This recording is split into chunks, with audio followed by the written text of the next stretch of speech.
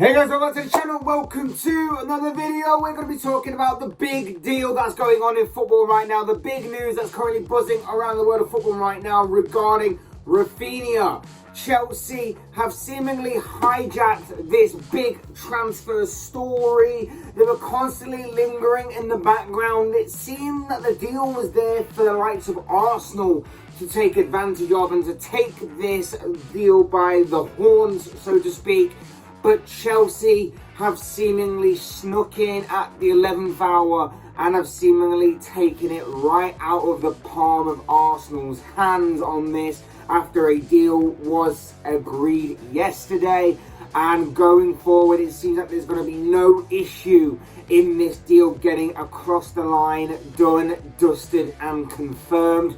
Raphinha seemingly will be a Blues player in the very, very near future. We're going to be talking about this deal. We're going to be talking about what it means for Chelsea, Raphinha, and for Leeds, as well as what the future may hold for Arsenal as well. But before we go any further in talking about this, I'm going to have to remind you to please like the video and also subscribe if you're new. Both things will always and forever be greatly appreciated. But for now, let's get back into this story, this mad story, because it seems that we can finally put this transfer story to rest, it seems.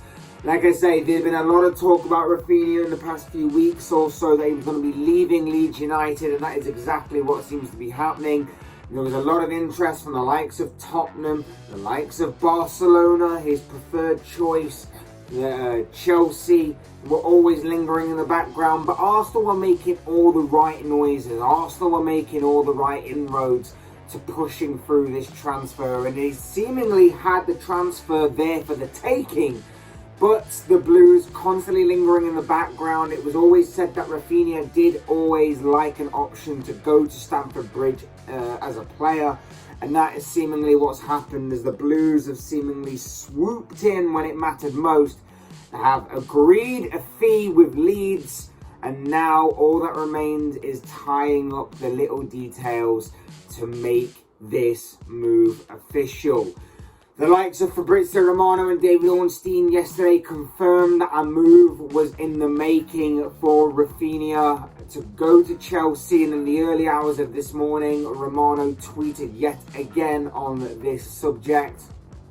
He tweeted out, "Raphinha deal, key hours ahead for Chelsea as they will try to reach full agreement with Brazilian winger and his agent Deco on personal terms. Really important step. Club agreement with Leeds for 60 to 65 million pounds total fee. Arsenal tried until yesterday and now waiting." So from what we can tell, it does seem that the fee is agreed before personal terms, which does make this deal a little bit more unique than others. Usually personal terms are agreed first and the fee comes last nowadays in these kinds of deals. But this seems to be the other way around, which seems to be very interesting. But what we do kind of know is that if Arsenal can get or seemingly get personal terms across the line, then Chelsea should have no problem.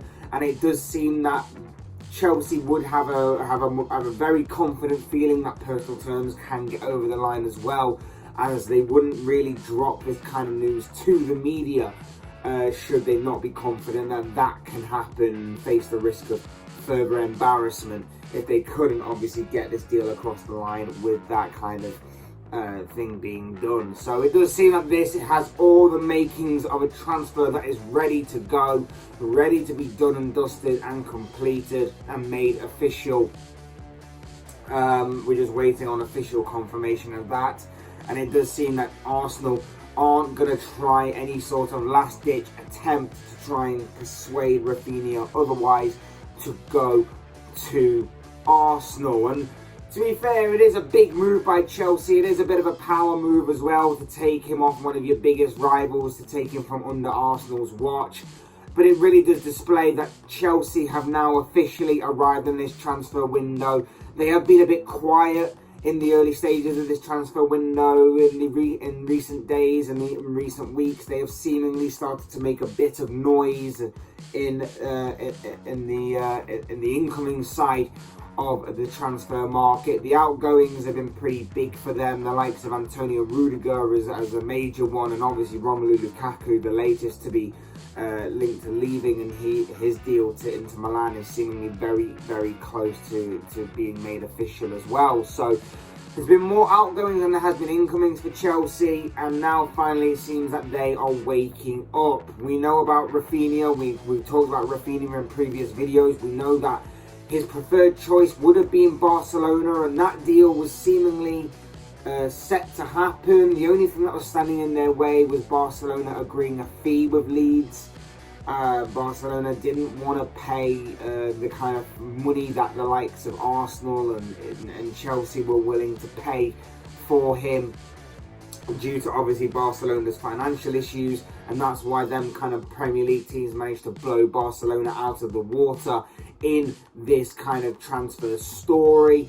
His preference in England was to go to Chelsea, but nothing was really materialising there, which kind of had a big opportunity present itself for Arsenal to take advantage of. And if they'd have got probably the deal out fast, and if they'd agreed to Leeds' price demands and everything, then maybe we could be sat here in an alternate universe with Raphinha about to be unveiled as an Arsenal player. But as it happens, he is now set to become a Chelsea player. Personal terms are said to no longer be an issue. Like I say, if they weren't going to be an issue for Arsenal, I highly doubt they're going to be an issue for Chelsea.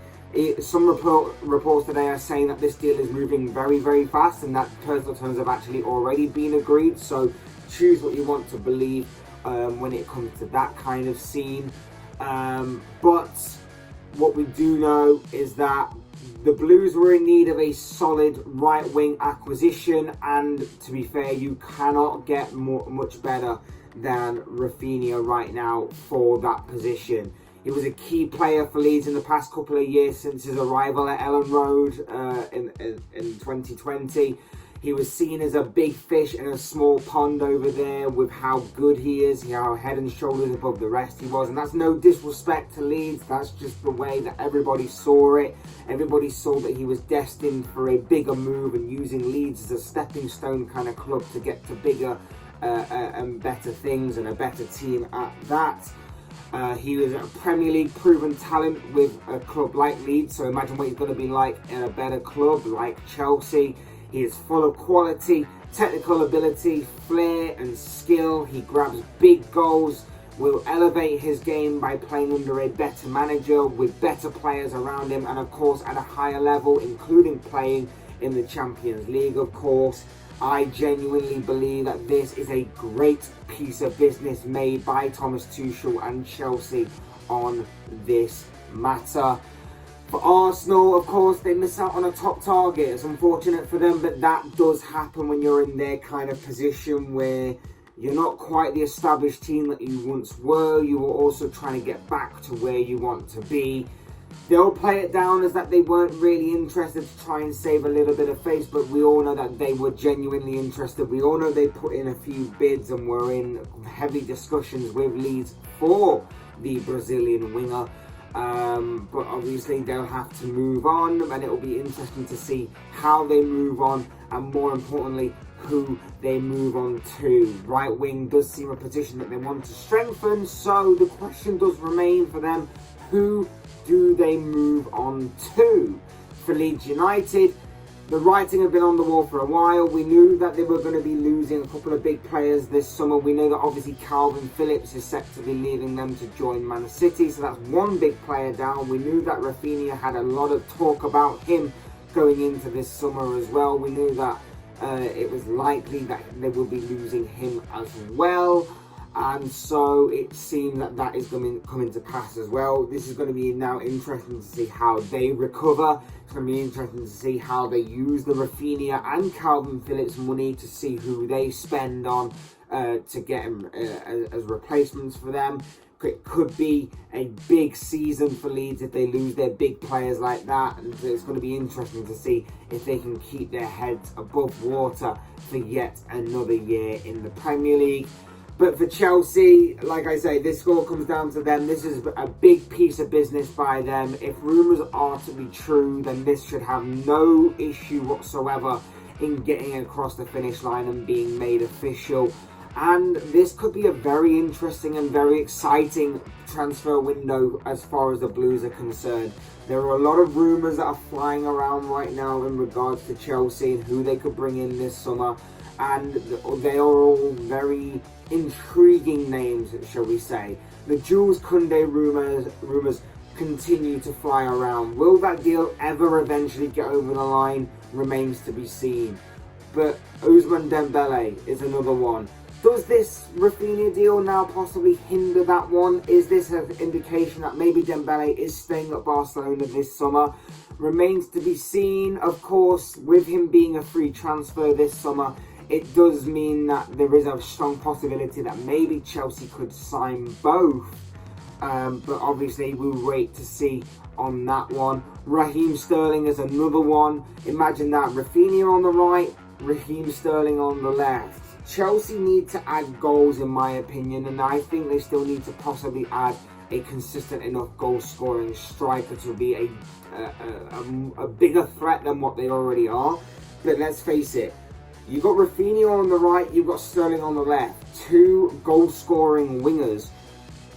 Maybe keeping the likes of Kai Havertz as a sort of false number 9, if you like, may not be a bad solution at all. And having them three as your forward three for next season could be a very strong forward line, regardless of a recognised proper number 9 striker being in their ranks. So that could be very interesting to see going forward if that is the case.